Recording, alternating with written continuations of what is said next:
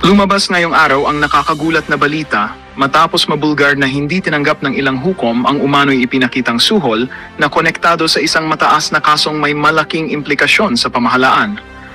Ayon sa mga paunang ulat, nanindigan ng mga hukom at iginiit na hindi nila hahayaang maimpluwensyahan ang anumang desisyon. Dahil dito, umani sila ng papuri mula sa mga sektor na matagal nang nananawagan ng mas matatag na hudikatura. Kasabay nito, umalingaw-ngaw ang usap-usapan na hindi pinagbigyan ang apela ni Pangulong Bongbong Marcos at unang ginang Lisa Marcos na may kinalaman umano sa kaso. Hindi pa malinaw ang eksaktong detalye ng naturang apela, ngunit kinumpirma ng ilang source na nanindigan ang hukuman na sundin ang tamang proseso at huwag magbigay ng anumang espesyal na konsiderasyon.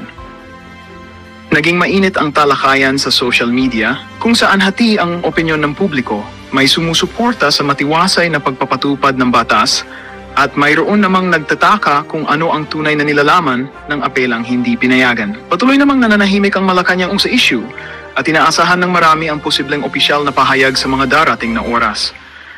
Samantala, pinupuri ng ilang grupo ang katapangan ng mga hukom sa pagtangging tumanggap ng suhol at sa paninindigang protektahan ang integridad ng korte.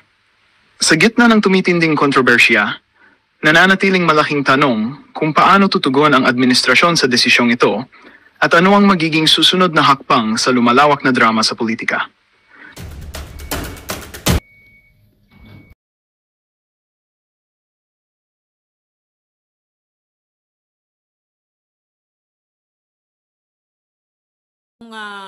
Kasi 'di ba yung issue na ang sinasabi ni Locaret na ina-urge niya ang mga senators na sumulat kay Bangag Jr.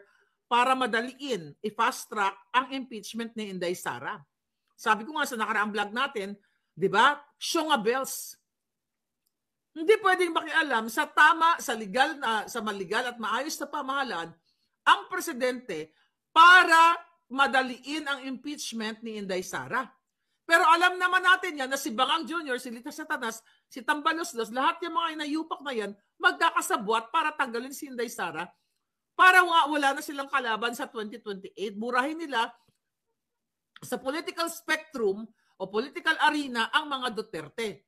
Nasa expose ko yan 2023 pa lang. Ayan, viral trending na nga dyan sa ating Facebook page.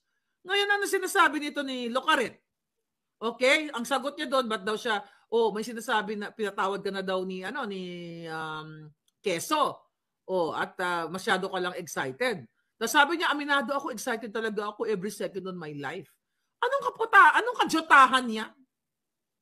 Hindi tinatanong sa'yo kung excited ka sa buhay mo. Ang tinatanong sa'yo, ang sinasabi sa'yo ni Quezon, excited ka, kaya kung ano-anong lumalabas sa bunganga mo, hyper ka pa sa pinaka-hyper kasi yung pagiging representative niyan, hindi ka pang presidential spokesperson, kundi pang chismosa ka lang at pang clickbait ka lang sa YouTube channel mo. Lumalamon ka sa pag-clickbait, gaga. Ngayon, isa sa mga tanong, lumabas nitong weekend na ito, hindi pala anti-kidnapping group ng PNP ang nakapag-rescue sa 14-year-old foreign national, yung kinidnap, yung sinasabi ko sa inyo, kundi ibang grupo. Kita mo, di ba? Sabi ko sa inyo, hindi totoo nagkaroon ng hot pursuit noong February 25 na sinasabi ni John Vic Remulla. Fake news! Kayo ang fake news, mga yawa ka mo. Ngayon, sinabi ng media, isa sa mga nagtanong, lumalabas na hindi totoo na ang anti-kidnapping group ang nag-rescue sa bata. So, nagkamali ba si palangga ninyo? Ano ang sabi dyan? Ano ang sabi ni Castro, ni Locaret? Ay, sinabi ba niya yan? Hindi ko kasi alam eh. Dapat siguro tanongin natin si John Vic. Hindi natin alam. Alamin kung may malalaman tayong impormasyon, sasabihin namin kaagad. Hoy, kayo mga Malacanang press corps, kung ako sa inyo, sayang yung magpunta-punta nyo dyan sa Malacanang. Kasi sasagutin lang kayo ng hangin o ng opinion o kung ano pa man. Tingnan nyo, napaka-importante ito. Walang alam. Pero pag tinanong, ano po masasabi nyo? Ano po ba ang i-regulate dyan sa mga vloggers? Naku, excited na excited siya. Kailangan panagutin yung mga nagpapakalat ng pages. Hindi po pwede yan na ganito na ganyan. Wala siyang alam kundi vloggers at Duterte. Pagdating sa mga importanteng mga katanungan, walang alam. Babalikan ko po kayo. Ano pong masasabi ninyo? May tanong siya. Ano pong tinanong ng mga reporters, ano pong masasabi ninyo doon sa, ano pong masasabi ng presidente? May idea po ba kayo na sinabi ni Presidente Bangag Jr. yung kanyang, hindi ba siya naaalarma dahil nga nagkaroon ng, ng meeting si Zelensky at si Lolo Trump dito at nagkaroon, napanood yun naman yan, nagkaroon ng pambabastos ni Zelensky at pag-aaruga, yung ganon, yung parang ganon yung tanong. Ano ang sabi ni Lucaret? Ay, hindi pa kami nag-uusap ng presidente. Hindi ko alam, ganyan-ganyan. Walang alam. Anong klase kang spokesperson? Wala kang alam. Sabi ni Amboy Wally John Wick, walang hot pursuit. Yun na nga. Walang hot pursuit. And now, ito nga, doon sa kanilang press conference, 3 hours ago, mga kababayan, talagang fake news si John Vic Remulla. Ang sabi pa ng mga reporters doon na nagtanong, siguro nabigyan siya ng maling informasyon. Kaya nga sabi ko sa iyo, wala silang erratum o wala silang pagkukorek sa kanilang mga kapiki-pikian. Once na inilabas na nila ang fake news nila, syempre ang mga nag-uulat dyan, mga legitimate sinungaling na mga mainstream media, paniniwalaan ng tao, gagamitin niya as reference. Pero kalaunan, coming na rin sa mga media na hindi pala totoo na anti-kidnapping group ang rumescue sa bata. Kaya tumpak yung sinabi ko sa inyo na February 23 pa lang, nagkaroon na ng ransom payment. At hindi talaga nila na-rescue. So yan. Excuse me. So yan ang tunay na peking balita, misleading fake news, kasinungalingan, panira sa pamilya na una sinabi nila na pogo o businesses ang niraran itong family na to. Di pa matori yan. Pagbibintangan mo na pogo yung pamilya, hindi naman pogo. O, hindi masagot nito ni Lucaret. Sinabi ba niya yan? Ay, ganon. Eh, di show nga bells. Napanood nyo ba yung spokesperson ni Trump? Tangina. Walang lusot. Lahat ng tanong alam. Kasi nag-review. Kasi alam nila ahead of time, bago sila sumalang sa media, pinag-uusapan nila kung ano yung mga possible na mga tatanungin ng media doon sa current event, sa current na pangyayari ng gobyerno. Eto si Lucaret, walang alam. Ano nangyari doon sa PSC na yun? Sa kay Nelson Morales, bakit nag-resign o whatsoever, mga ganito. Ay, alamin natin yan. Alamin natin yan. Hindi pa na ibababa ang ang impormasyon. Siguro nagmi-meeting sila ngayong mga moment na to at ibababa. Binabayaran? Magkano binabayad dyan? Di ba? So, masweldo yung ungas na yan, ang mga representation at ano pa. Yun lang ang ibibigay na informasyon. Akala ko ba messenger kayo? Messenger ka ng kasinungalingan ni Bangag. Di ba? Kung messenger ka, sabihin mo ng amo mo ay addictus benedictus. Na si Lisa Tanas ay kidnapper. Kidnapper, yup-yup boto. Ganyan. Anyway. Ito kasi yung tanong. Ito pala tanong. Naniniwala po ba kayo na napapanahon na magkakaroon ng regulatory para sa social media? Okay? Sa mainstream media, okay, sabi niya, sa mainstream media daw, may MTRCB, KBP upang i-regulate yung mga contents. Dapat din daw magkakaroon ng regulation sa social media upang maiwasan ang paninira na walang basihan at paggamit ng troll armies para sa maling impormasyon. Alam mo sinasabi ng paninira na walang basihan? Kasi bugbog na si Bangag. Bugbog na si Bangag, hindi sa paninira, kundi sa katotohanan na siya ay weak, julol, addictus benedictus na presidente. Kaya gusto nyo ngayon i-regulate mga hangal, whatever. Di ba? Imagine mo lahat, kasi ang pagiging kritiko, kasi sa larangan ng social media, hindi mo naman ginusto na mag-vlog ka, like in my case. Hindi ko pinangarap na okay, magnangak-ngak ako ngayon kasi gusto ko mag-vlogger.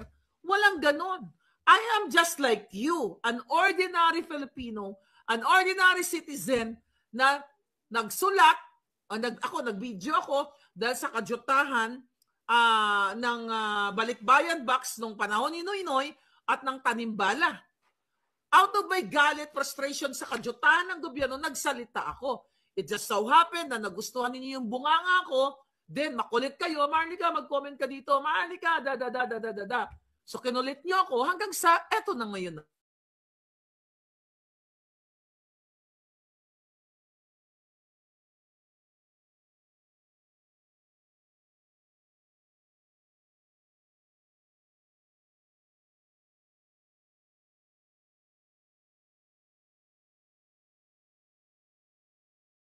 Ba't nawala? Ayan, nawala ako, ginurgur ako. Ikaw, Madam Kuring, sabi ni Madam Kuring, i-regulate ang mainstream media dahil fake news sila. Exactly, kayo dapat ang i-regulate, mga julul. Kasi tayo, like you, ikaw, Madam, ikaw, Trollbuster, you know, nagko-comment ka, ganyan-ganyan. You know, kapag nagba-viral kasi yung mga comment ng mga tao, tapos dumadaming followers nila, so parang nagiging social media influencer. Imagine mo, lahat ng ordinaryong citizen, not only vloggers, i-regulate tayo dahil sinasabi natin ang katotohanan na si Marcos Jr. ay addictus benedictus, na si Lisa Tanas ay kidnapper, na si Lisa Tanas ay smuggler. Kung may, like ako, I'm just sa akin lang. Kaya nga lagi ko sinasabi, nasan yung case na tinakot-takot ako ng DND, ng NBI, ng DILG, ng PNP, AFP, lahat yung mga buwakan ng ina yan, tinakot-takot niyo ako ng July. Naku, magkikipag-ugnayan kami sa bansang Amerika, panagutin ang nagpakalat ng video ni Bangag na ito ay AI. Jalol! Authenticated.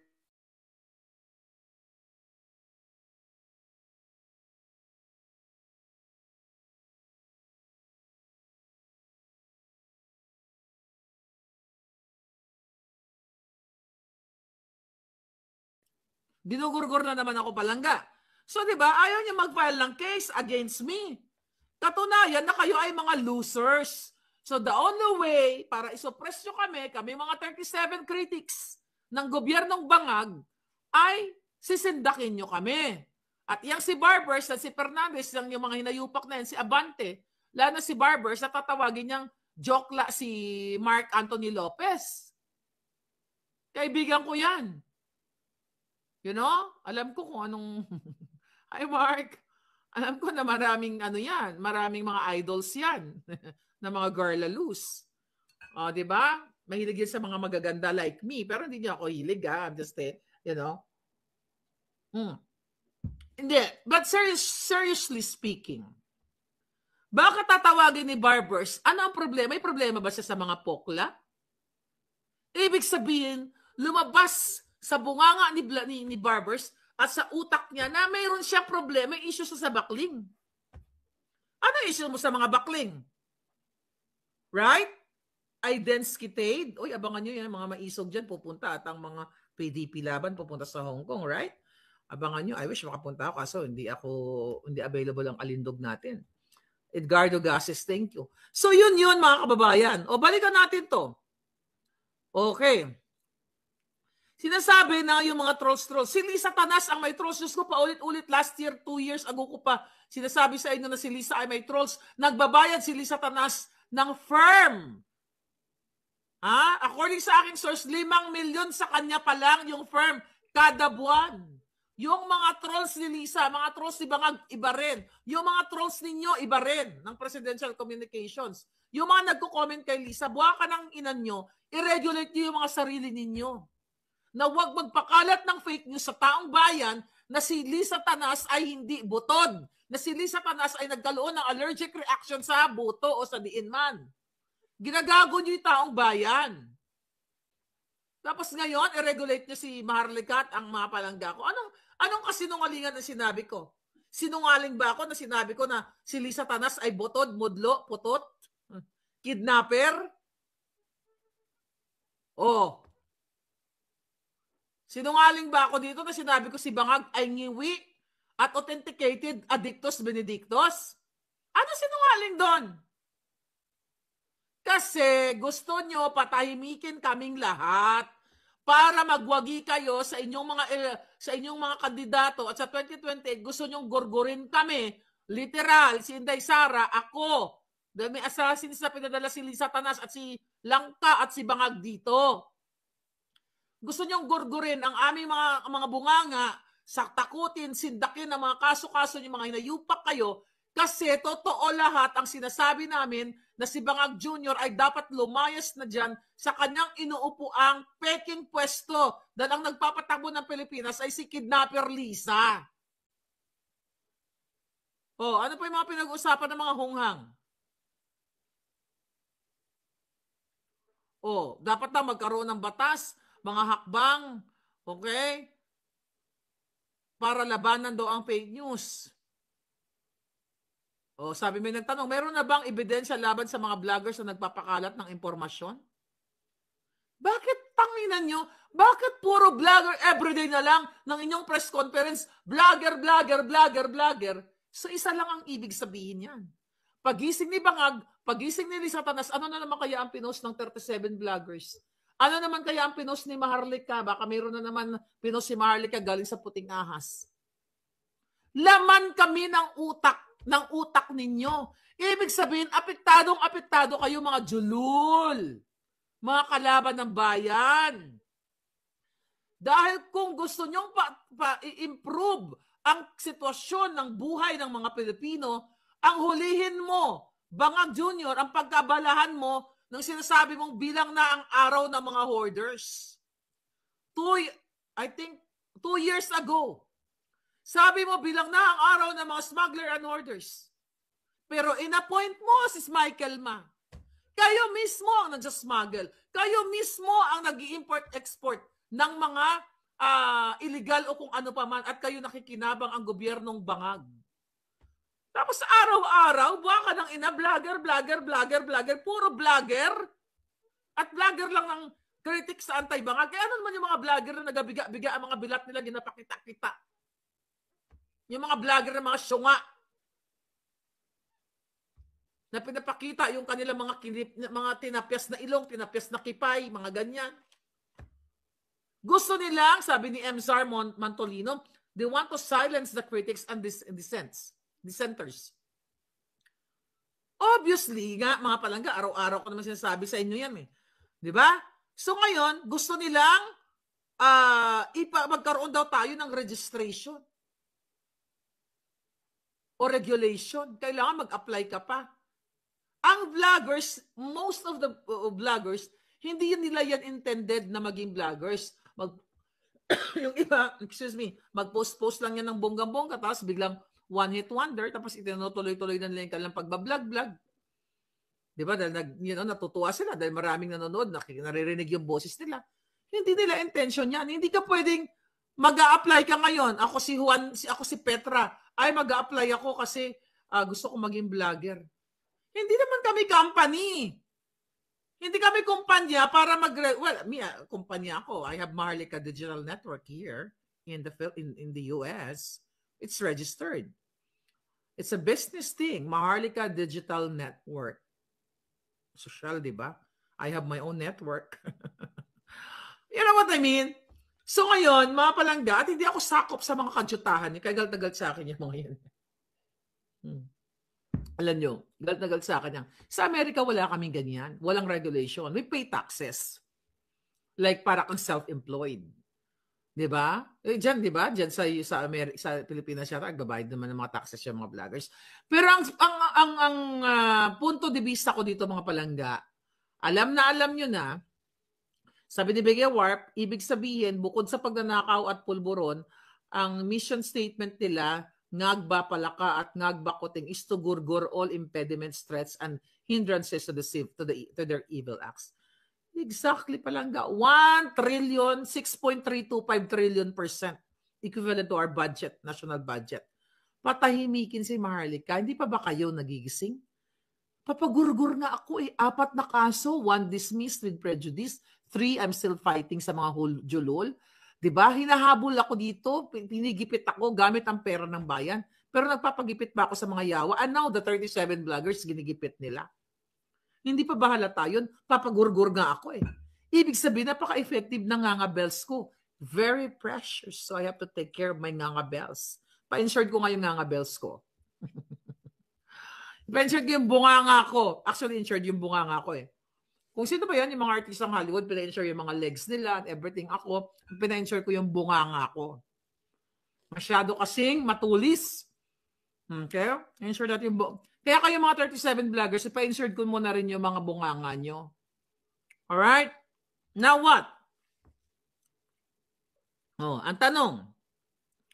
Ang Department of Health, sabi nito, may ilang lugar, ang tanong sa kanya, may ilang bansa sa nakaranas ng mataas na heat index. Gaya ng Palawan, mainit ba ngayon dyan sa Pilipinas? Nueva Ecija at Quezon City. Ilang lugar sa Kamanava ay nagsususpindi ng mga klase. Ano ang preparation o contingency plans ng gobyerno tungkol dito? Oh. Sabi ng ni Locaret, ang Department of Health ay naglabas na ng paalala tungkol sa mga sakit na may kaugnayan sa matinding init. Sa ngayon, kinakalkula pa rin ng gobyerno ang iba pang mga action plans tungkol dito. Ngunit inuuna na ng DOH ang pagpapakalat ng impormasyon upang maiwasan ang negatibong effect. Ganyan-ganyan. Kinakalkula ng DOH. Alam mo, wala siyang matinong statement. Wala siyang source. Yung legitimate source na, well, according to DOH, with this, with that, may mga data ka na ipapakita o ibabasahin dahil nagkaroon kayo ng pag-uusap ng DOH. Hindi yung mga pananaw mo lang. Kasi kailangan natin, very general statement na kailangan talaga natin protektahan ito mga tao kasi mainit, mga ganon. 'Di ba? Kasi talagang nakakabahala yung mga ganito, parang si Robredo lang eh. Kasi ang mga impormasyon dapat ganito, dapat ganyan.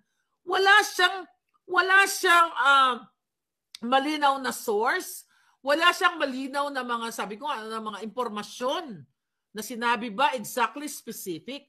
Wala.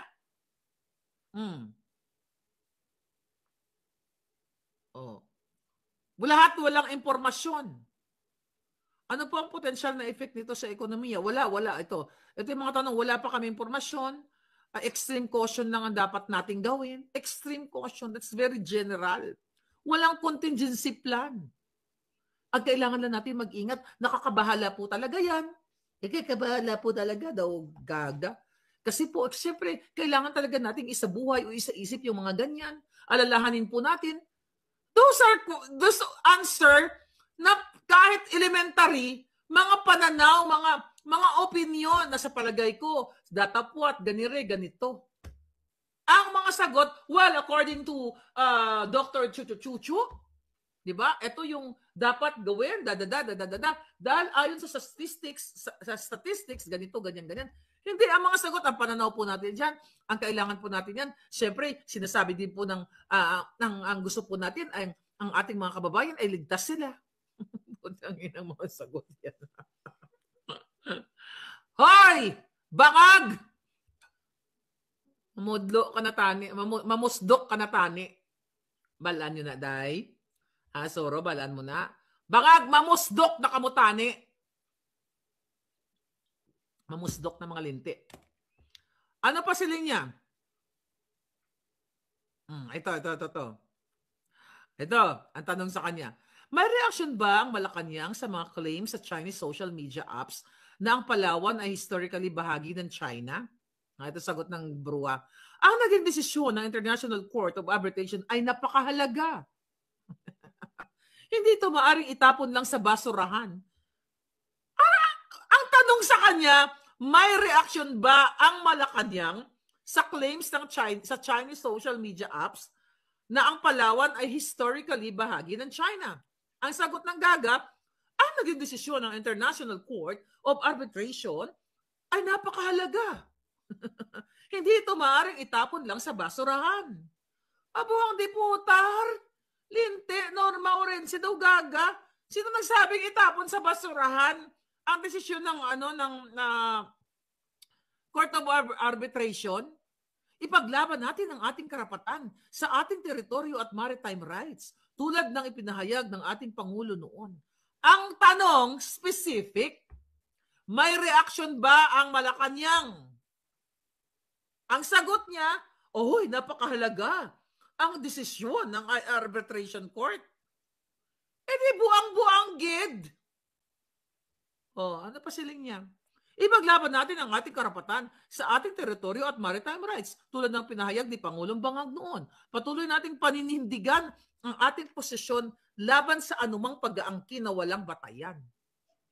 Very general statement. You have to be specific. Kung walang sinabi, dahil mukhang hindi naman kayo nag-uusap ni Bangag, katulad ng sinabi mo dito, nung tinanong ka kung anong pinag-usapan ni Marbil at nung Nelson Morales sa pag-resign niya, dapat wala pang details. No details yet. Balikan ko na lang kayo kasi mag-uusap pa kami ni Bangag. Sigurado ko kapag nag-usap na kami ni Bangag, babalikan ko kayo. Pangako ko sa inyo, ibigay ko sa inyo impormasyon. Wala ka makukuhang substansya o resistensya sa mga ito ngayon tanong. Ano ang reaksyon ng Pangulo o Malacanang sa ulat? Ito na ngayon. sa ulat na di umano'y may Chinese spies, ito yung sinabi ko kanina, na nag-donate sa PNP. Okay, ulitin ko to. Ano daw ang reaksyon ng Malacanang ni Bangag? Ang sagot ni Locaret, marami na tayo tanggap na donations. Kabilang ang ambulansya at sasakyan. Lalo na sa Davao City nung panunungkulan ni Mayor Sara Duterte. Bakit mo ililihis? Ang tanong, ano ang reaksyon ni Bangag sa ulat na di umano may Chinese spies na nag-donate sa PNP? Hindi pa na specific kung pera ba, kung anong dinonate. Bakit mo isisingit si Sara? Ang nag-donate ng ambulansya, tignan nyo yung balita, Chinese government, not Chinese spies na sinasabi.